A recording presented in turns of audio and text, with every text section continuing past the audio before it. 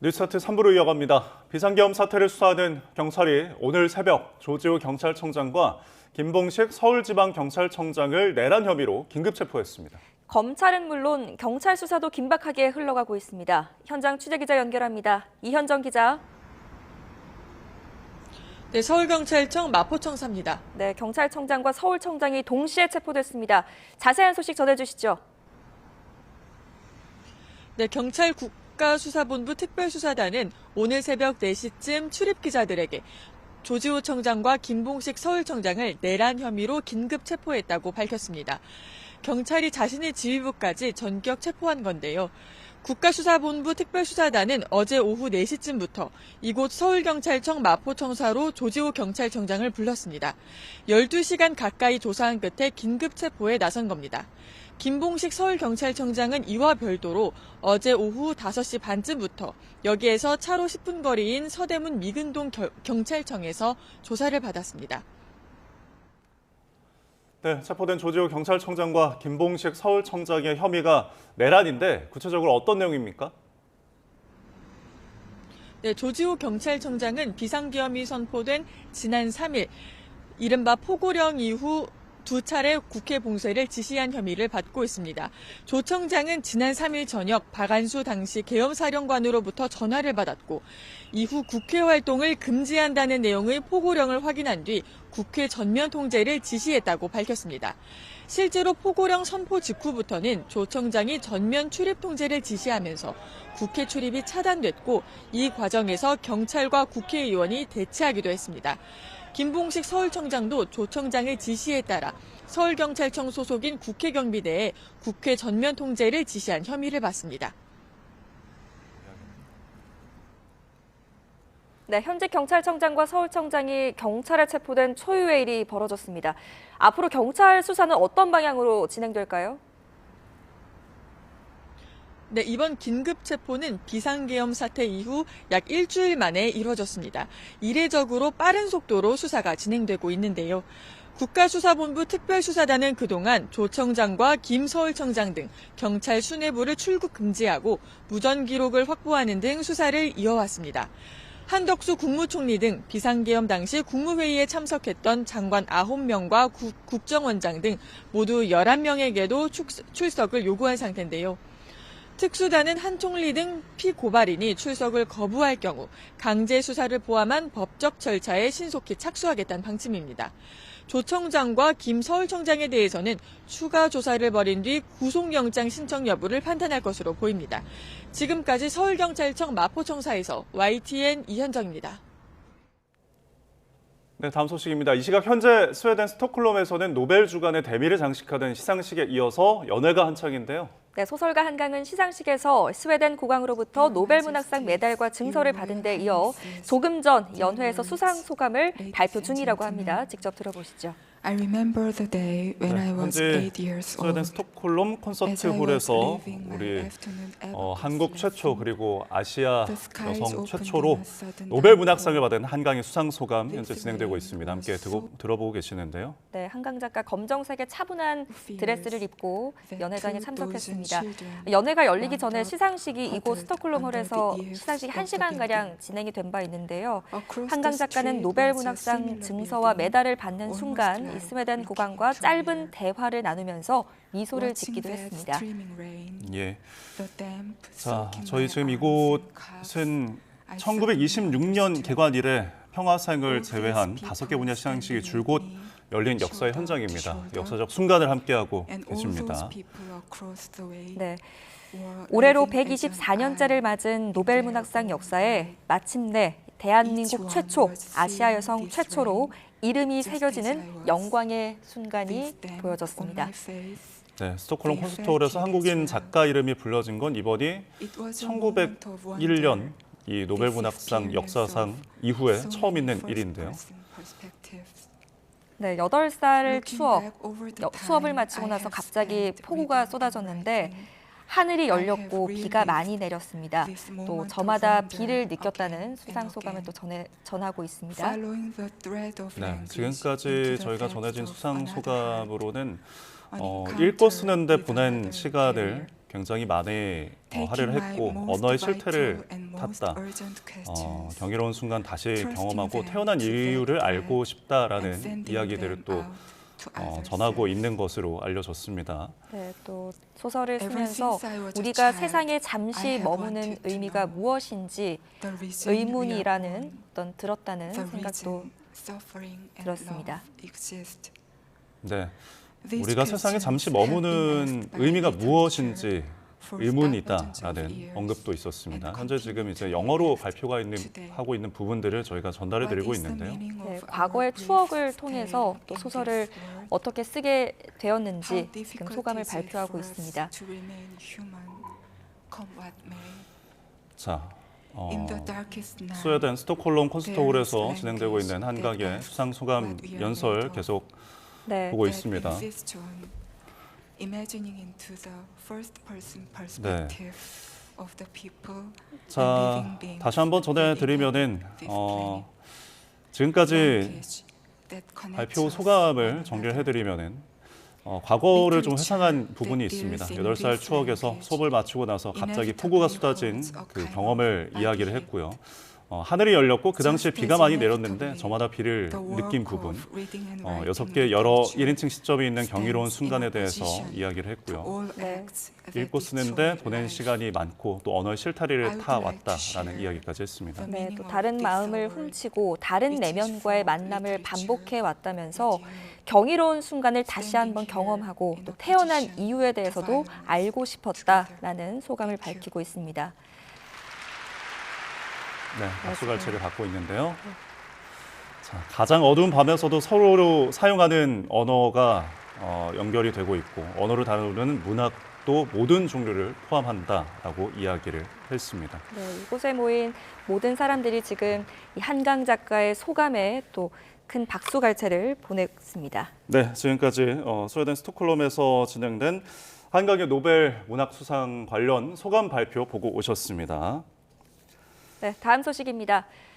비상계엄 사태를 주도한 김용현 전 국방부 장관이 구속됐습니다. 서울중앙지방법원은 어제 내란 중요 임무 종사자와 직권남용 혐의를 받는 김 전 장관의 구속영장을 발부했습니다. 법원은 내란죄가 검찰의 직접 수사 범위에 있지 않다는 논란과 관련해 검찰청법 제4조 제1항 제1호 나다목에 의해 검사가 수사를 개시할 수 있는 범죄의 범위 내에 있다고 판단된다고 설명했습니다. 윤 대통령과 내란을 공모한 혐의를 받는 김 전 장관이 구속되면서 윤 대통령에 대한 검찰 수사도 속도를 낼 전망입니다. 비상계엄을 TV로 보고 알았다던 곽종근 특수전 사령관이 새로운 진술을 내놨습니다. 계엄 선포 이틀 전 장관으로부터 6곳을 확보하라라는 지시를 받았고 또 계엄 당일에는 대통령의 문을 부수고 국회의원들을 끌어내라는 지시가 있었다고 말했습니다. 박희재 기자입니다. 계엄 이후 TV를 통해 계엄 사실을 처음 알았다던 곽종근 사령관이 새로운 진술을 내놨습니다. 곽 사령관은 계엄을 선포하기 이틀 전인 지난 1일 김용현 장관으로부터 6곳을 확보하라는 임무를 받았다고 밝혔습니다. 제가 받은 임무가 국회와 선관위, 민주당사, 여론조사꽃에서 6개였는데 그 6개에 대한 임무를 받은 시점이 일요일 12월 1일 정도 됐습니다. 하지만 문제가 생길 것 같아 부하들에게는 알리지 않았고 계엄 당일 국회에 병력을 투입하면서 얘기했다고 전했습니다. 이어 비상계엄이 아니라 전방에 어떤 상황이 생긴 거라고 인식했다고도 덧붙였습니다. 또 계엄군이 국회에 진입한 이후 대통령이 문을 부수고 들어가 국회의원들을 끌어내라는 지시도 내렸다고 언급했습니다. 대통령께서 비화폰으로 제게 직접 전화를 하셨습니다. 의결 정족수가 아직 다 안 채워진 것 같다. 빨리 문을 부수고 들어가서 안에 있는 인원들을 끄집어내라 라고 말씀을 하셨습니다. 여인형 방첩사령관이 장관으로부터 받은 14명의 명단을 수사단장에게 보내 수도방위 사령부로 이송시키라고 한 진술도 새로 나왔습니다. 해당 인사는 홍장원 전 국정원 1차장이 밝힌 우원식 국회의장과 국민의힘 한동훈 대표, 더불어민주당 이재명 대표 등 외에 양정철 전 민주당 민주연구원장과 조혜주 전 중앙선거관리위원회 사무총장도 포함됐습니다. 체포조 논란을 불러왔던 북파공작원 HID 요원을 동원하려 했던 것도 확인됐습니다. HID 요원이 실제로 속초에서 서울로 올라왔지만 임무는 받지 않고 판교 등에서 대기한 것으로 나타났습니다. 이 밖에 정보사령부는 김 전 장관의 선관위 관련 임무를 지시받아 계엄 선포 50분 전까지 10명 규모의 한 개 팀을 꾸려 미리 대기하는 등 사전 준비 정황이 속속 드러나고 있습니다. YTN 박희재입니다. 미국 워싱턴 싱크탱크 전문가들은 한국의 계엄 사태는 헌정 위기라며 빠른 해결의 필요성을 강조했습니다. 특히 곧 시작될 트럼프 시대를 앞두고 한국의 이익을 반영하는 데 어려움을 겪을 수도 있다고 경고했습니다. 워싱턴 권준기 특파원입니다. 워싱턴 싱크탱크인 브루킹스 연구소의 앤드류 유어 한국 석자는 YTN과 인터뷰에서 윤석열 대통령이 권자를 지키는 한 미국의 불안감도 해소되지 않을 것으로 전망했습니다. And we don't know how long this political turmoil is going to prolong. So I think it's the uncertainty that really has people unnerved both in South Korea but also the United States. 여석좌는 16 의회 폭동을 촉발했던 트럼프 당선인이 한국 계엄 사태를 언급하지 않는 건 일종의 동정심일 수 있다고 관측했습니다. 다만 지금 상태면 한 달여 뒤 취임할 트럼프 행정부는 한국과 대화하지 않고 관망할 거라며 그만큼 한국의 이익을 챙기기도 쉽지 않을 걸로 내다봤습니다. Whether it's about economic security or it's about defense, deterrence against North Korea, you want to make sure that you're engaging with the Trump administration as early as possible. But like I said before, that's much more difficult given the ongoing political crisis.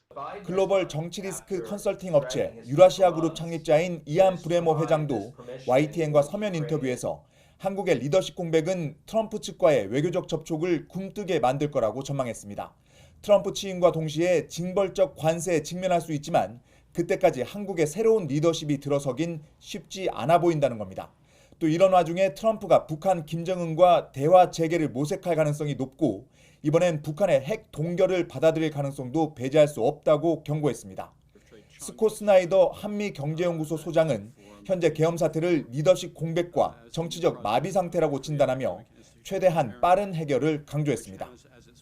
워싱턴 싱크탱크 전문가들은 한국이 단기적으로 헌정 위기를 겪고 있지만 장기적으로는 민주주의가 더욱 공고해지는 계기가 될 거라고 내다봤습니다. 워싱턴에서 YTN 권준규입니다. 오늘의 경제 일정 살펴보겠습니다. 정부와 한국은행 금융당국이 정치적 불안이 경제 불안으로 확산하는 걸 막기 위한 행보를 이어갑니다. 긴급 거시경제 금융현황 간담회 이른바 F4 회의를 이어가면서 주한 대사들과 국제금융기관, 글로벌 투자기관들을 잇따라 접촉하고 있는 가운데 한국은행은 오늘 국내 외국계 은행과 간담회를 가집니다. 정부가 최상목 부총리 주재로 한화옵션 시흥 R&D 캠퍼스 산업경쟁력 강화 관계장관회의를 엽니다. 트럼프 2기 행정부 출범을 앞두고 우리 산업 도전 상황을 진단하고 조선산업 등 위기를 헤쳐나갈 전략을 논의합니다. 한국은행이 지난달 금융시장 동향을 발표합니다. 금융위원회와 금융감독원이 공개하는 가계대출 동향과 함께 전체 금융권의 가계대출 증감 규모를 확인할 수 있는 통계인데요. 10월의 경우 대출이 제2금융권으로 쏠리면서 전체 금융권 가계대출이 한 달 전보다 6조 6천억 원 늘었습니다. 통선 효과가 11월에도 이어졌을지 주목됩니다. 통계청이 지난달 고용 동향을 발표합니다. 한 달 전인 지난 10월 취업자 수는 1년 전보다 8만 3천 명 늘어나는 데 그치면서 넉 달 만에 10만 명을 밑도는 증가폭을 기록했습니다. 내수 경기와 밀접한 도소매업과 건설업을 중심으로 고용시장 위축이 이어졌을 가능성이 큽니다. 요즘 미국 경제만 잘 나가는 이유가 바로 높은 생산성이 있다는 말이 있는데요. 국책연구원이 한국개발연구원 KDI가 한국 경제 생산성을 높이기 위한 개혁 방안을 발표합니다. 잠재 성장률 2% 수준인 한국 경제 역동성을 높이기 위한 구체적 개혁 과제가 제시됩니다. 다음 소식입니다. 연예계에서도 계엄 관련 발언이 쏟아지고 있는데요. 일부 네티즌들이 시국에 대한 입장을 밝히라고 강요를 해서 논란입니다. 안 그래도 어렵던 극장가도 개봉이 연기되는 등 씨름이 깊어지고 있습니다. 김승환 기자입니다. 올바른 지도자와 성숙한 국민이 함께 어울리는 대한민국이 됐으면 한다. 배우 차인표를 비롯해 평소 정치적 발언을 조심하던 연예인들이 계엄 사태 이후 소신 발언을 쏟아내고 있습니다. 일부 네티즌들은 연예인 SNS에 찾아가 계엄령에 대한 의견을 내놓으라거나 태도가 실망이라는 반응을 쏟아내고 있습니다.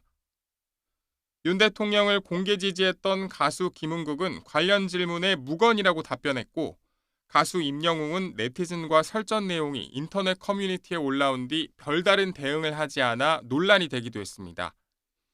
예능 프로그램 발표 현장에서도 우려 섞인 목소리가 나오는 등 분위기는 뒤숭숭합니다. 지금 시국에 이 프로그램이 호감을 얻을 수 있을까? 이 제작 발표를 못할 수도 있게 됐잖아요. 오는 24일 개봉 예정이던 영화 괜찮아 괜찮아 괜찮아는 아예 개봉을 미루기로 했고, 영화 동화지만 청불입니다는 개봉일은 그대로지만 오는 12일로 계획됐던 제작 보고회를 취소했습니다. 때려주기도 안 내려옵니다. 오늘 밤은 여기가 다만 계엄 사태 이후 재개봉 요구가 잇따랐던 서울의 봄은 영화제 형식을 통해 극장에서 사흘 동안 만날 수 있습니다. 국정농단 촛불 집회가 한창이던 2016년 11월, 당시 관객 수가 전년 대비 20% 가까이 줄었던 경험이 있는 만큼 가뜩이나 어려운 한국 영화계에서도 불안한 시선으로 사태 추이를 지켜보고 있습니다. YTN 김승환입니다.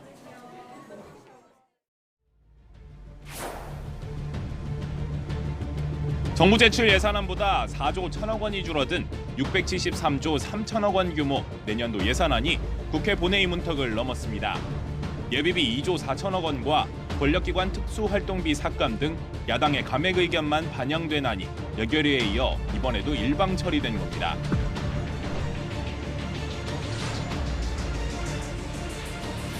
이재명 대표의 개인 예산 마냥 정쟁의 도구로 악용하고 있습니다. 위기 극복을 위해 합심에도 모자랄 때 정쟁에만 몰두한 행태에 대해 깊은 유감을 표합니다.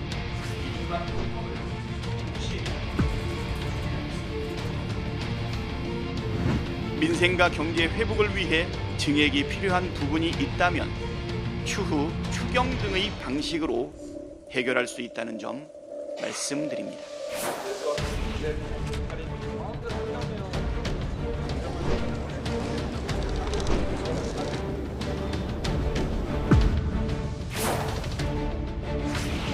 예산 편성과 세법 개정이라는 기재부의 주요 역할에 대한 주도권을 빼앗긴 가운데 트럼프 행정부 출범 여파와 내수 하강을 극복하고 정치 불안에 따른 대외 신인도 저하를 막아야 하는 상황이 됐습니다.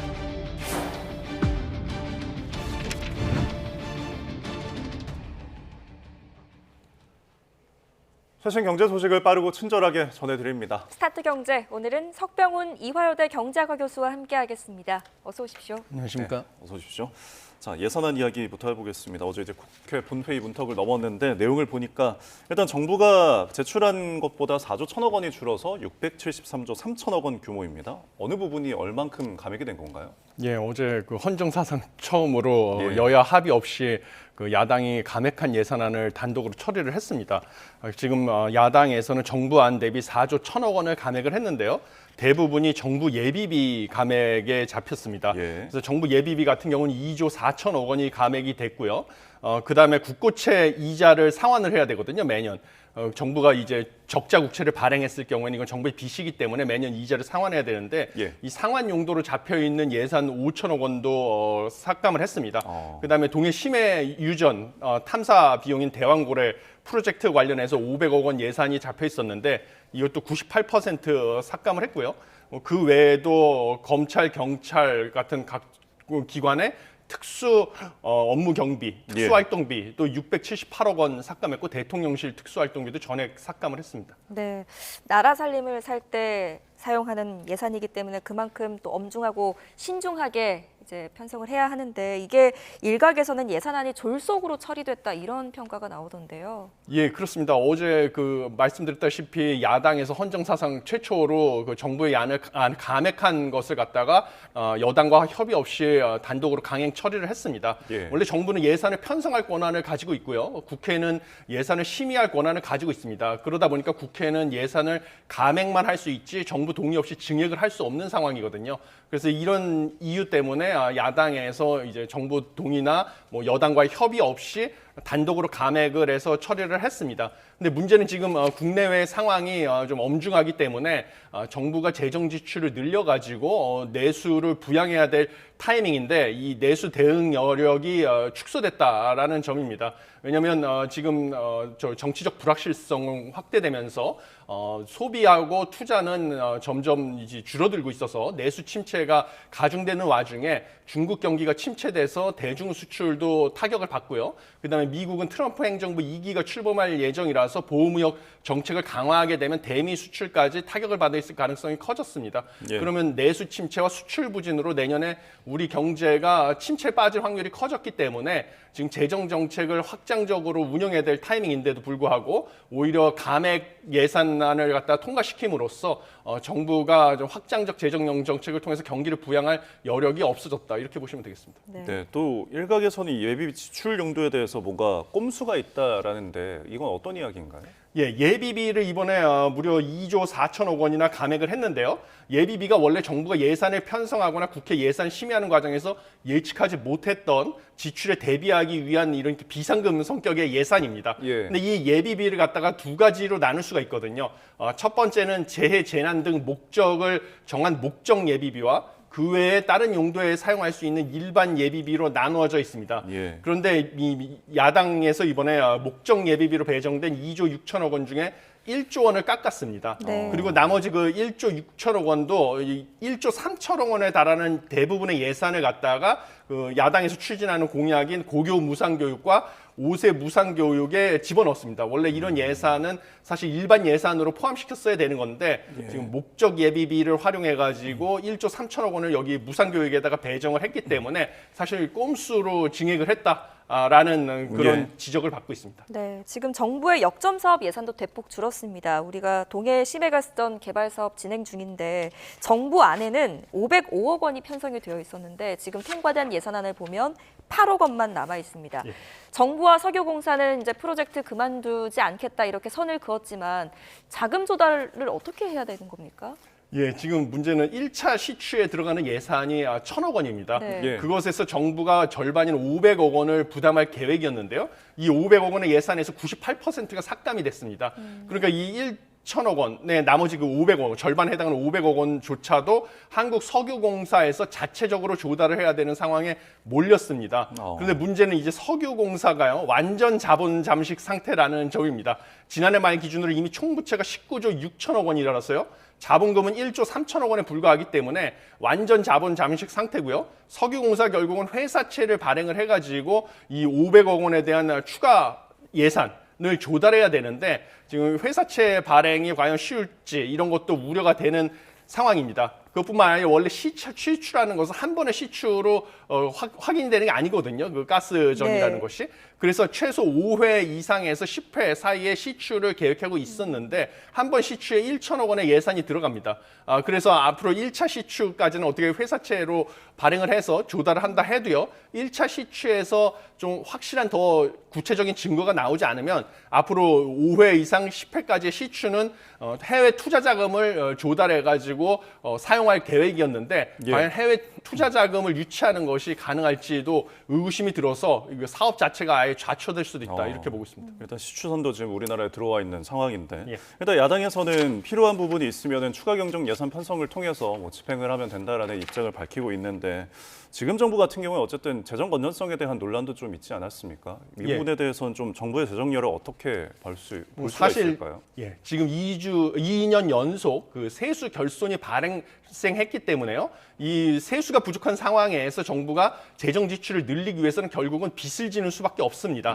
그래서 내년에도 만약에 추가 경정 예산을 편성을 한다고 하면요. 전액 적자 국채, 이제 채권을 발행해서 돈을 빌려야 되는 거거든요. 그런데 이미 정부가 내년 예산안에 제시한 국고채 발행분이 201조 3천억 원으로 역대 최대 규모입니다. 여기에 추가 경정 예산을 편성, 이건 거의 뭐 내년 초에 편성된 게 확실시 되거든요. 내수 침체에 대응하기 위해서는. 그럼 여기에 추가적으로 적자 국채가 더해지면요. 국채 발행량이 늘어나서 국채 가격이 떨어지고 그러면 국채 금리가 인상될 수밖에 없습니다.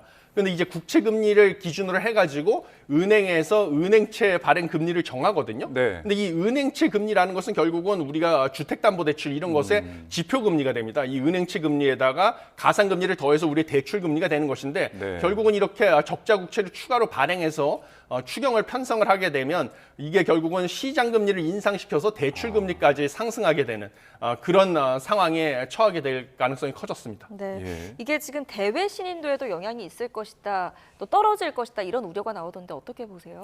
예, 그렇습니다. 지금 우리 경제 상황이 대내외로 상당히 어려운 상황에 처해 있음에도 불구하고요. 정치적 불확실성으로 인해서 여야가 극한으로 대립을 하면서 이런 경제정책 대응을 위해서 필요한 예산조차 합의를 제대로 못했습니다. 이것은 사실은 우리 국가 신인도를 하락시킬 수 있는 요인이 되고요. 네. 거기다 추가적으로 국채 발행을 하게 되기 때문에 이것은 국가 채무가 늘어난다는 소리거든요. 이것 역시 국가 신인도를 하락시킬 수가 있다 이렇게 보고 있습니다. 그리고 추경을 편성한다는 것은 결국은 여야 간에 이제 추경 편성 요건에 맞는지 이런 것도 따져봐야 되고 합의를 해야 되는 과정이 있기 때문에 내수 침체로 인해서 경기 침체가 커질 수 있는 이런 긴박한 상황에서 재정 정책이 신속하게 대응을 할 수가 없는 이런 정책의 시차가 길어지는 문제점까지 생겨가지고 이런 것들을 모두 감안하면 대외 신인도에 악영향을 줄 수 있다 이렇게 보고 있습니다. 예, 결국 예산안 감액이 이제 국채 발행으로 이어지면서 어떤 정부의 대외 신인도 그리고 국가 재정에 대한 우려들이 있는데 그럼 이제 재계 쪽에서는 산업 경쟁력이나 이런 부분에서는 좀 어떤 여파가 있을까요? 예, 지금 산업 경쟁력도 좀 안 좋아질 것이다 이렇게 보고 있습니다. 왜냐하면 이번에 예산을 삭감을 하다 보니까요. 산업 경쟁력과 관련된 예산들도 삭감이 됐습니다. 대표적인 게 이제 스타트업 기업들을 지원하는 혁신성장 펀드, 그다음에 원전 산업 성장 펀드 같은 해당 산업의 생태계를 조성하기 위한 정부 예산안이 삭감이 됐고요. 그다음에 출연 연구기관과 기초 연구, 양자 컴퓨팅, 반도체, 바이오 같은 미래 핵심 사업 성장 동력을 위한 연구 개발 예산까지 포함하면 815억 원이나 삭감이 됐습니다. 그래서 이런 것들을 감안했을 때는 이제 산업 경쟁력도 좀 휘청거릴 수가 있다. 더군다나 반도체 산업 지원이 시급한데요. 어제 국회에서 몇 가지 법안을 처리했음에도 불구하고 반도체 특별법은 정작 처리하지 않아가지고 지금 반도체 산업도 좀 위기를 맞이할 수가 있다 이렇게 보고 있습니다. 네, 말씀하신 것처럼 여러모로 지금 어려운 상황입니다. 빨리 좀 진정 국면을 맞이할 수 있기를 바랍니다. 지금 금융투자소득세 매기는 금투세가 폐지됐습니다. 짐을 쌌던 동학개미, 이른바 동학개미라고 불리는 투자자들 다시 돌아올 거라고 보십니까? 일부 돌아온 효과는 어제 있었던 걸로 보입니다. 그래서 주가가 반등을 했는데요. 사실 이 금융투자소득세라는 것을 폐지하는 것만 가지고 지금 국내 투자자들을 다시 국내 증시로 되돌리기는 좀 어렵다. 저는 이렇게 보고 있습니다. 왜냐하면 주가라는 것은 경기를 갖다가 선행해서 반영하거든요. 근데 아까 말씀드렸다시피 수출도 어려워질 것으로 보이고요. 내수도 침체된 상황에서 정부가 재정 정책을 이용해서 내수 침체 대응할 여력도 부족한 게 현실입니다. 이렇게 내년에 경기 침체 우려가 가속화되기 때문에 이것이 주가의 선반영이 돼서 한국 증시는 부진할 수밖에 없는 상황이다 보니까 또 국내 투자자들 같은 경우는 이제는 투자 옵션이 한국 증시만 있는 게 아니죠. 지금 화랑을 보이고 있는 미국 증시에 투자를 할 수도 있고요. 가상자산 시장까지 투자를 할 수가 있습니다. 이런 대체 투자처가 있는 상황에서 단순히 이 금융투자소득세가 폐지됐다고 해서 국내 증시가 추세적으로 상승하기는 어렵다 이렇게 보고 있습니다. 네, 서학개미를 동학개미로 돌릴 가능성은 좀 없어 보이긴 합니다만 불확실성 해소가 일단 문제니까요. 그리고 코인과 관련된 이제 세금이죠. 가상자산 소득 과세 원래는 이제 다음 달 1월 1일이 예정이었는데 2년 더 유예가 됐죠. 예, 그렇습니다. 지금 가상자산 투자 소득에서 250만 원을 제외한 금액에 대해서 22% 지방세 포함해서 22%의 세율을 부과하겠다라는 것이 가상자산 투자 소득세였는데요. 이게 원래 내년 1월 1일부터 시행될 예정이었습니다. 그런데 가상자산에 지금 투자한 게 과거에는 청년층이 많이 투자했는데 이제는 노년층까지 전 세대를 막론하고 가상자산 시장에 화랑을 보이니까 많이 투자를 하고 있는 상황에서요. 이 과세가 내년부터 시행이 되면 가상자산 가격이 폭락할 것이다라는 불만이 제기되고 있었습니다. 그러다 보니까 결국은 여야가 합의를 해서 가상자산 투자에 매기는 세금을 갖다가 2년 유예해서 2027년 1월 1일로 과세 시점을 미룬다라고 어제 그 법안을 처리를 했습니다. 그래서 이것은 현재 가상자산에서 과세의 형평성이나 수익을 갖다가 모두 특히 해외 거래소에서 거래하는 경우에는 수익을 제대로 파악할 수 없다라는 해서 국내 거래소를 이용하는 투자자를 역차별하는 우려도 있는 상황에서 좀 준비 기간이 필요하기 때문에 적합한 조치였다 이렇게 보고 있습니다. 네. 이런 가운데 지금 어제 국내 증시를 보니까 계엄 충격 후에 계속 내리막길을 걷다가 처음으로 반등을 했습니다. 앞으로 좀 증시 흐름 어떻게 전망하십니까? 예, 증시 흐름은 아까 말씀드린 것처럼 결국은 증시라는 것은 경기를 선반영하기 때문에 우리의 내년 경기가 내수 침체, 그다음에 수출도 부진 해가지고 내후 외환에 직면할 것으로 보입니다. 그런데 그럼 이걸 확실하게 대응을 할 수 있는 정책 수단이 충분하냐? 이걸 따져봤을 때 정부는 이번에 예산이 감액이 돼서 재정 정책을 늘려서 내수 침체에 대응할 여력이 부족하고요. 한국은행 같은 경우는 이 기준금리를 낮춰가지고 내수 침체에 대응할 수가 있는데요. 지금 기준금리를 쉽게 낮추기도 어려운 상황입니다. 왜냐하면 원달러 환율이 급등을 하고 있고요. 미국은 트럼프 행정부가 출범하면서 물가가 재상승할 우려 때문에 미 연준이 정책 금리를 낮추는 속도를 늦출 가능성이 커져서 한국은행이 무턱대고 낮췄다가는 원달러 환율이 상승할 수 있어서 통화 정책으로 대응하기도 어렵고 재정 정책으로 대응하기 어려운 상황입니다. 그러다 보니까 이 주가가 다시 추세적으로 반등하기는 아직 어렵다 이렇게 보고 있습니다. 네, 주가의 어려움 짚어주셨고 언급하신 환율 부분도 좀 더 짚어보면은 일단은 진정세를 좀 보인 것 같더라고요. 어제. 예, 환율 같은 경우도 어제 그 외환 당국에서 개입을 하겠다, 환율의 변동성을 낮추고 강하게 개입을 하겠다는 것을 시사하는 발언을 했습니다. 그거 외에도 사실 지금 연말로 예정돼 있는 국민연금과 한국은행 간의 통화 수합. 국민연금에서 미국 주식이나 이런 해외 자산에 투자를 하려면 달러화로 환전을 해야 되는데 그렇게 되면 원달러 환율을 추가적으로 상승시킬 수가 있습니다. 그래서 이 막대한 투자 자금을 갖다 한국은행이 보유하고 있는 달러를 이용해서 서로 맞교환을 하게 되면 시장에 의해서 환율을 상승시킬 우려는 낮아지는데 이 국민연금과 한국은행 간의 그 통화 수합 또 연장을 지금 검토하고 있고 여러 가지 추가적인 조치를 고려하고 있기 때문에 원달러 환율이 어제 좀 일단 진정세를 보였습니다. 그렇지만 한국은행 총재가 지적을 했듯이 이미 최근에 정치적인 불확실성으로 외국인 투자 자금이 빠져나가는 상황이다 보니까 원달러 환율이 조기에 원래 수준 1,300원대로 떨어지기는 쉽지 않다. 그래서 당분간 1,400원대에서 횡보할 것으로 보고 있습니다. 네, 알겠습니다. 또 뉴욕 증시 좀 짚어보면요. 3대 지수 모두 하락했네요. 예, 그렇습니다. 지금 다음 날로 예정된 11월 소비자 물가지수 발표를 앞두고 숨고르기를 하고 있는 것으로 보입니다. 그래서 지금 소비자 물가지수 상승률이 시장에서 전망하기로는 지난달 10월 달보다 소폭 올라갈 것으로 보여가지고요. 이것이 결국은 이번에 예정된 미 연준의 정책금리 인하 0.25%포인트는 단행한다 할지라도요. 앞으로 내년에 미 연준의 정책금리 인하 속도를 늦출 것이다라는 전망이 제기되면서 지금 숨고르기를 한 것으로 보이고요. 그다음에 지금 많은 지금 서학개미께서 투자를 하신 엔비디아 그 AI 대표주인데 엔비디아 같은 경우는 중국 정부에서 반독점법 위반 혐의로 조사를 진행 중이다라는 소식 때문에 이틀 연속 크게 하락을 했습니다. 그래서 어제도 2.69% 하락을 했고요. 그다음에 구글 모에서 알파벳 같은 경우는 지금 양자 컴퓨터를 개발을 했는데 양자 컴퓨터라는 게 상당히 게임 체인저거든요. 그래서 먼저 개발하게 되면 크게 수익을 얻을 수가 있다고 보여지는데 양자 컴퓨터 개발 소식이 알려지면서 5% 이상 급등을 했습니다. 그런데 이렇게 알파벳과 엔비디아는 하락하고 알파벳은 상승했음에도 불구하고 전반적으로 기술주 나스닥 자체는 하락을 했다. 이렇게 해서 숨고르기를 하고 있다. 이렇게 보시면 되겠습니다. 네, 알겠습니다. 내일 발표된 CPI 또 주목해 보도록 하겠습니다. 지금까지 석병훈 이화여대 경제학과 교수와 함께했습니다. 오늘 말씀 고맙습니다. 감사합니다.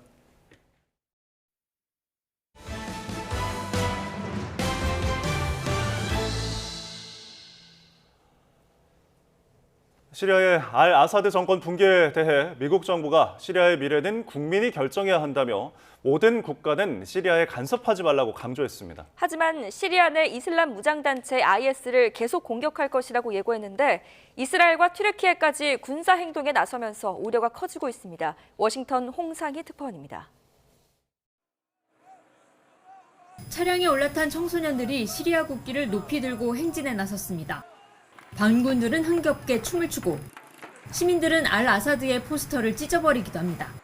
أنا من فترة كان زوجي يعني عم يفكر إنه يسافر لأنه نحن ما عم نقدر نأمن حياة كريمة لأولادنا، بس هلا بالوقت الحالي نحن صار عندنا تفاؤل، صار عندنا أمل إنه رح يجي يوم كثير حلو على الأولاد. 바샤르 알 아사드 정권을 축출한 시리아 반군은 무함마드 알바시르를 과도 정부를 이끌 총리로 추대했습니다.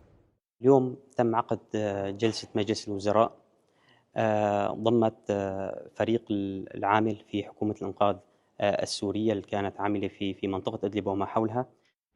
미국은 시리아의 정치적 전환과 새 정부를 지지할 것이라며 포용적인 정부 구성을 촉구했습니다. 토니 블링컨 장관은 성명을 발표하고 시리아의 미래는 국민 스스로 결정해야 하며 모든 국가는 시리아 내정에 간섭하지 말아야 한다고 강조했습니다. The Secretary has also reiterated in these conversations that all nations should support an inclusive and transparent process and refrain from interference, and made clear that the United States will recognize and fully support a future Syrian government that results from this process. 존 커비 백악관 국가안보회의 보좌관은 트럼프 당선인 측과도 시리아 상황을 논의했다고 밝히면서 알 아사드 정권 붕괴에 바이든 행정부가 역할을 했다고 강조했습니다.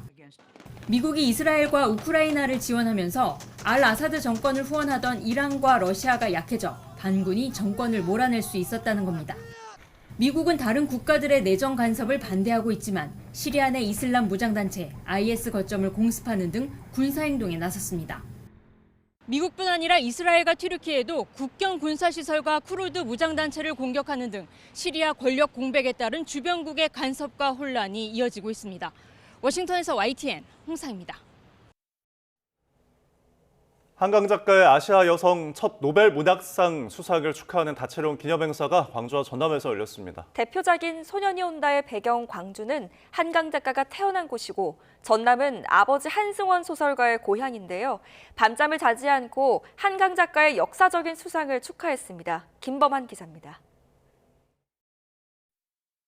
소설 아대아대 바라아대 등으로 딸 한강에 앞서 이상 문학상을 받은 한승원 작가의 집필실이 있는 마을입니다.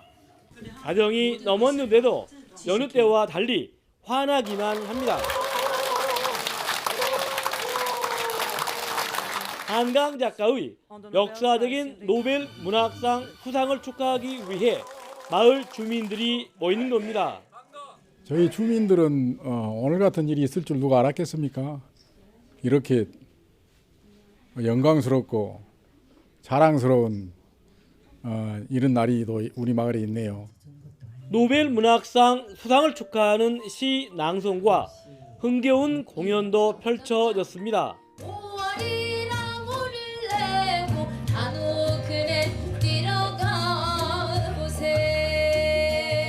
전남 도립도서관에서도 국가폭력으로 인한 트라우마를 넘어 희망을 심어준 한강 작가의 수상 축하 행사가 열렸습니다. 우리나라가 지금 어렵지만은 우리 한강 작가의 노벨 문학상 수상을 다시 한번 축하드리고 그 노벨 문학상 수상의 그 희망과 빛으로 우리 이 엄혹한 이번 비상 상황을 잘 극복해 내리라고 생각하면서 장흥군에서는 노벨 문학상 시상식이 열린 스웨덴 현지에 축하 사절단을 직접 파견했습니다. 한강 작가가 이제 장흥에 뿌리를 두고 장에 딸이기 때문에 장흥뿐만 아니라 대한민국의 축하할 일이고 경축할 일이고 대단한 쾌거라고 생각합니다. 장흥군은 앞으로 한승원과 한강 부녀의 업적을 기리는 공간 조성 등 노벨 문학 도시를 본격적으로 추진합니다.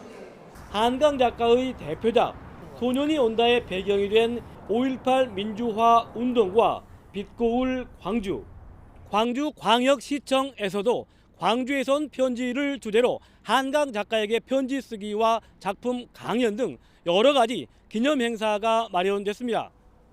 한강 작가가 나고 자란 광주 북구에서도 소설 낭독회와 한강 작사 작곡의 노래 공연 등이 이어졌습니다.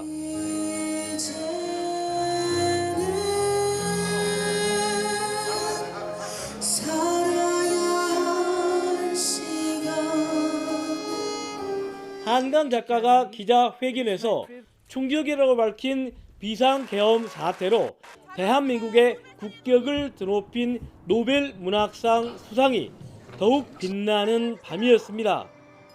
YTN 김범환입니다. 다음 달 도널드 트럼프 미국 대통령 당선인의 취임을 앞두고 미 상하원이 공동으로 마련한 2025 회계연도 국방수권 법안에 주한미군 병력 유지와 한국에 대한 확장 억제 공약이 포함됐습니다. 미 의회가 내놓은 국방수권 법안을 보면 미 국방장관은 중국과의 전략적 경쟁에서 미국의 비교 우위를 증진하기 위해 한국, 일본 등과 협력을 강화할 것을 명시했습니다. 특히 평화롭고 안정된 한반도라는 공동 목표를 지원하기 위해 한국에 배치된 28,500명의 미군 병력을 유지하고 미군의 모든 방위 능력을 활용한 확장 억제 공약을 재확인한다고 밝혔습니다. 시리아의 알-아사드 정권을 축출한 반군이 과도 정부를 이끌 총리로 무함마드 알바시르를 추대했다고 AFP 통신이 보도했습니다. 알바시르는 현지 시간 10일 시리아 국영방송을 통해 밝힌 성명에서 총사령부로부터 내년 3월 1일까지 과도 정부를 운영하라는 임무를 부여받았다고 밝혔습니다. 국영방송은 알바시르를 시리아의 새로운 총리라고 표현했습니다. 이번엔 출근길 날씨 알아보겠습니다. YTN 야외 스튜디오 연결합니다. 윤수빈 캐스터. 네, 윤수빈입니다. 오늘 아침은 추위가 한결 덜하다고요? 네, 맞습니다. 오늘 아침 출근길 큰 추위는 없습니다. 현재 서울 기온은 영상 0.4도로 어제 같은 시각보다 2도가량 높은데요. 낮 동안에도 기온이 7도까지 오르는 등 평년 수준을 다소 웃돌며 비교적 온화하겠습니다. 네, 날은 조금 따뜻해졌지만 일부 지역이 초미세먼지가 말썽이라고요?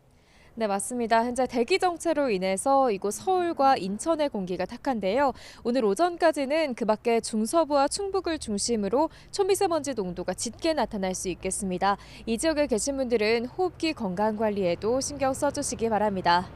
한편 동해안 지역에는 오늘 건조함을 달래줄 단비와 눈이 내립니다. 오전 중에 점차 눈비가 시작되겠고 내일 새벽까지 이어지겠는데요. 특히 대설 예비특보가 내려진 강원 산간에는 최고 10cm의 많은 눈이 내려 쌓이겠고요. 강하고 무거운 눈이 집중될 것으로 보여서 주의가 필요하겠습니다. 또 그 밖에 동해안에는 5에서 20mm의 비나 1cm 안팎의 눈이 예상됩니다. 자세한 지역별 현재 기온 살펴보겠습니다. 강릉 4.3도, 청주 0.8도로 어제보다 조금 더 높게 출발하고 있고요. 낮 기온은 어제와 비슷한 수준을 보이겠습니다. 오늘 서울 한낮 기온 7도, 광주와 대구는 9도가 예상됩니다. 금요일인 모레부터는 서쪽 지방과 제주도를 중심으로 눈비가 내리겠고요. 주말에는 기온이 다소 떨어지며 날이 더 추워질 전망입니다. 오늘 오후부터 동해안 지역에서는 너울성 파도가 높게 일겠습니다. 이 지역에 계신 분들은 해안가 접근에 자제하는 등 안전사고에 유의해 주시기 바랍니다. 지금까지 서울 상암동 야외 스튜디오에서 YTN 윤수빈입니다. 이상으로 뉴스타트를 마칩니다. 시청해 주셔서 고맙습니다.